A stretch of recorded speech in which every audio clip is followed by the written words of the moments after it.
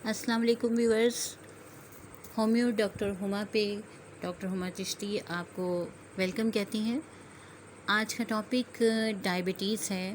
Diabetes mellitus के बारे में बात करूंगी, जो कि आजकल माशरे में बहुत ज़्यादा पाया जाता है। और diabetes is due to actually unhealthy lifestyle. हम इसको डिज़ीज़ से ज़्यादा मेटाबॉलिक डिसऑर्डर कहें तो वो ज़्यादा ठीक है। और ये है कि मेटाबॉलिक डिसऑर्डर ये है, और वैरायटी ऑफ डिसऑर्डर्स इसमें शामिल होते हैं। होता क्या है कि हमारी डेली की जो रूटीन है डाइट, उसमें जो डाइट है, कार्बोहाइड्रेट का केमिकल अगर चेंज नहीं हो उसमें, और वो ठीक से डेवलप नहीं हो उसका चेंज, तो ब्लड में क्या होता है कि एक्सेसिव प्रोपोर्शन ऑफ शुगर बनने लगती है। और ये इंसुलिन की कमी से होता है कि नेचुरल इंसुलिन जो हमारी बॉडी में बनती है, जब वो पैंक्रीज प्रोड्यूस नहीं करता तो ऐसा होता है। एक्चुअली होता क्या है कि हमारे पैंक्रीज यानी लबलबे के आइल्स में डिफेक्ट आ जाता है। उसके जो बीटा सेल्स होते हैं वो प्रॉपरली वर्क नहीं करते, जिसकी वजह से ऐसा काम होने लगता है। और जब कार्बोहाइड्रेट मेटाबॉलिज्म डैमेज होता है तो फिर नेचुरली हमारी बॉडी का फैट और प्रोटीन मेटाबॉलिज्म भी डिस्टर्ब हो जाता है। तब हम पेशेंट में ग्लाइकोयूरिया देखते हैं, यानी यूरिन में शुगर आने लगती है। ठीक है। और ग्रेजुअली बहुत सी सिम्टम्स का सामना करना पड़ता है। जैसे क्या होता है, फेलिंग ऑफ विजन होता है, यानी कि प्रॉपरली जो है आई साइट काम नहीं करती, और with the passage of time ये कैटरैक्ट तक जाता है, प्रॉब्लम ग्लाकोमा तक जाता है। फिर ये कि पेरिफेरल वैस्कुलर डिजीज़ हो जाती हैं, और स्किन इन्फेक्शंस में लंग्स जो हैं अफेक्टेड होते हैं, यूटीआई डिस्टर्ब हो जाता है, एक्सेसिव वीकनेस आ जाती है, एक्सेसिव थर्स्ट होती है, पोलीजूरिया होता है पेशेंट को। मीन्स कि bundle of problems, bundle of symptoms जो हैं वो साथ ही साथ में चलती हैं। Actually sedentary life is the top of the list cause, जिसकी वजह से डायबिटीज़ होती है। फैट्स ज़्यादा लेते हैं, कैलोरीज़ की रेशो जो है वो उस लिहाज से बर्न नहीं होती, जिसकी वजह से डायबिटीज़ हो जाती है। फिर डायबिटीज़ में क्या होता है, सेल लेवल पर डिस्ट्रक्शन होती है, और दैट्स वाई इसको हम जब म्याज़मेटिकली डील करते हैं, और जब तक म्याज़म को लेके नहीं चलेंगे साथ में हम, तो इसका क्योर पॉसिबल नहीं होता। शुगर में बॉडी के तमाम जो सिस्टम्स हैं और टिश्यूज़, वो उनकी फिजियोलॉजी बदल के रह जाती है। ये चीज़ आप याद रखिए। इससे अगर कंट्रोल ना किया जाए तो ये लाइफ थ्रेटनिंग होती है और लाइफ के लिए रिस्की हो जाती है। अब ये है कि जब यूरिन में ग्लूकोज आता रहता है तो फिर ये होता है कि एसीटोन्स बॉडीज़ बन जाते हैं, और ग्रेजुअली मसल वेस्टिंग होने लगती है, यानी पेशेंट वीक नज़र आने लगता है, कमज़ोर से कमज़ोर होता जाता है। डायबिटीज़ एक्चुअली इन्फ्लेमेटरी डिजीज़ है, जो कम्बिनेशन ऑफ फैक्टर्स होते हैं इसके अंदर, लाइक केमिकल पॉइजनिंग हो जाती है, रेडिएशन एक्सपोजर्स होते हैं, और बहुत सारे फैक्टर्स हैं जिसमें ये सेडेंट्री लाइफ भी आ जाती है। बात करती हूँ इसकी कॉजेज़ के बारे में।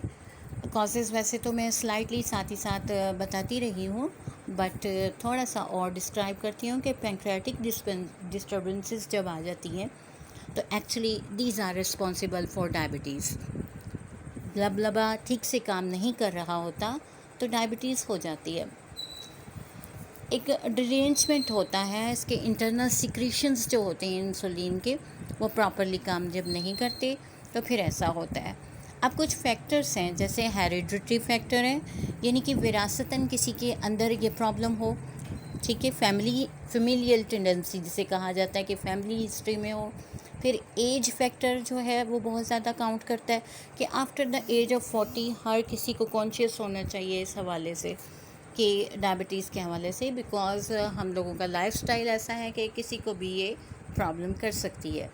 फिर ये है कि इन्फेक्शन, स्पेशली स्टेफ्लोकोकल इन्फेक्शन जो है वो एक फैक्टर है इसका। स्ट्रेस बहुत बड़ी कॉज है, कि स्ट्रेस जो है, जो परसिस्टेंट स्ट्रेस अगर रहता है किसी पेशेंट को, तो उसकी वजह से अर्लियर फिज़िकल इंजरी हो या इमोशनल डिस्टर्बेंसेस, ये चीज़ें कॉज बन जाती हैं डायबिटीज़ की। टाइप्स के बारे में बात करूं कि डायबिटीज़ मेलाइटस की हम बात कर रहे हैं, जिसे टाइप 2 भी कहा जाता है। इसकी 2 मेन मज़ीद टाइप्स हैं। नंबर 1 जोवेनाइल ऑनसेट जिसे कहा जाता है, और नंबर 2 इज़ मैच्योरिटी ऑनसेट। तो जो जोवेनाइल ऑनसेट है ये फ़र्स्ट 40 ईयर्स में होता है, यानी हमारी उम्र के जो पहले 40 साल हैं उसके अंदर अंदर। और मेच्योरिटी ऑनसेट जो होता है वो मिडल और एल्डरली पीपल में होता है, कि जनरली इन ओबीज पीपल जो बहुत ज़्यादा मोटापे का शिकार होते हैं या 40s के बाद प्रॉब्लम ये क्रिएट होती है। क्लिनिकल फ़ीचर याद रखिए कि जब पेशेंट आपके पास आएगा डायबिटीज़ की प्रॉब्लम लेकर, तो उसके क्लिनिकल फ़ीचर्स या सिम्टम्स कह लीजिए क्या होंगे। ग्लाइकोयूरिया, एक तो ये कि उसने जब चेक किया होगा शुगर तो वो ज़्यादा आ रहा होगा, फिर यूरिन टेस्ट में भी ज़्यादा आएगा, फेलिंग ऑफ विजन होगा, पेरिफेरल वैस्कुलर डिजीज़ होंगी, किसी न किसी किस्म की कोई इन्फेक्शन हो सकती है, इनमें स्किन हो सकती है, इन्वॉल्व लंग्स हो सकते हैं, यूटीआई मोस्टली हुआ करती है। और फिर वीकनेस बहुत ज़्यादा हो जाती है, बहुत फील करता है पेशेंट, चलते हुए उसकी टांगें थकती हैं, पिंगलियों में स्पेशली दर्द की शिकायत करता है, एक्सेसिव ड्राई माउथ होना शुरू हो जाता है उसका, और थर्स्ट बहुत ज़्यादा, यानी कि उसको प्यास बहुत लगती है, मुंह बहुत खुश्क होता है बार बार, नॉक्चूरिया होता है, यानी कि रात में यूरिन बहुत ज़्यादा आता है, बार बार पेशेंट को उठना पड़ता है। एपेटाइट चेंजेस आप देखेंगे कि उसके खाने पीने की रूटीन जो है वो बदल जाती है। और फिर ये है कि लॉस ऑफ वेट होने लगता है, जैसा कि मैंने आपको बताया कि वेस्टिंग ऑफ मसल्स हो जाता है, ये चीज़ आप देखेंगे। एक्यूट इन्फेक्शंस होती हैं, ठीक है, प्रूराइटिस हो सकती है, और कीटोएसिडोसिस में फिर जब ज़्यादा हो जाती है डायबिटीज़, उसमें ऐसा होता है कि फिर उसमें आप देखेंगे कीटोएसिडोसिस हो जाता है, और उसमें रैपिड पल्स होती है, लो बीपी देखेंगे आप पेशेंट का, और उसका माउथ ब्रेथ जो है वो फेटेड होगा, यानी बदबू आएगी, और ये है कि कोमा और स्टूपर में भी जा सकता है पेशेंट। अब बात आती है कॉम्प्लिकेशंस की, तो कॉम्प्लिकेशंस में आँखें जो हैं वो मुतासिर होती हैं, निमोनिया हो सकता है, कोरोनरी थ्रोम्बोसिस हो सकता है, डायबिटिक कोमा कहते हैं इसको, वो हो जाता है, हाइपरटेंशन होती है पेशेंट को बहुत ज़्यादा, फिर पल्मोनरी ट्यूबरकुलोसिस हो सकती है, इसके अलावा एडिमा हो सकता है, और यूरिन में एल्ब्यूमिन बहुत ज़्यादा आने लगता है। ये चीज़ें हैं जो कॉम्प्लिकेशंस होती हैं डायबिटीज़ की वजह से।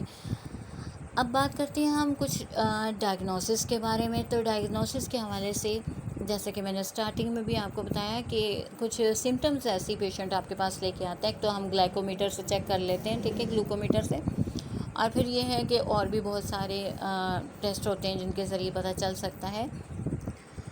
अच्छा, इंक्रीज एपेटाइट आएगा, और पोलीयूरिया होगा, बहुत ज़्यादा यूरिन होगा, थर्स्ट होगी, मस्कुलर वेस्टिंग, और एक्सट्रीम वीकनेस जो है ना पेशेंट आपको बताएगा। ये हैं कुछ ख़ास सिम्टम्स जिनके थ्रू आपको पता चल सकता है। हमारी होम्योपैथिक वे ऑफ सिस्टम में इसकी बहुत सारी मेडिसन है जो इसको मैनेज करने में और इसको क्योर करने में बहुत हेल्पफुल होती हैं, जबकि ऐसा है कि एलोपैथिक वे ऑफ ट्रीटमेंट में इसको फौरी तौर पे कंट्रोल किया जाता है, और मेटफॉर्मिन जो है बहुत ज़्यादा यूज़ की जाती है, ब्लाइंडली यूज़ की जाती है, और इसके बहुत ज़्यादा इफ़ेक्ट जो हैं स्टमक के ऊपर होते हैं, साइड इफ़ेक्ट इसके जो प्रॉब्लम करते हैं।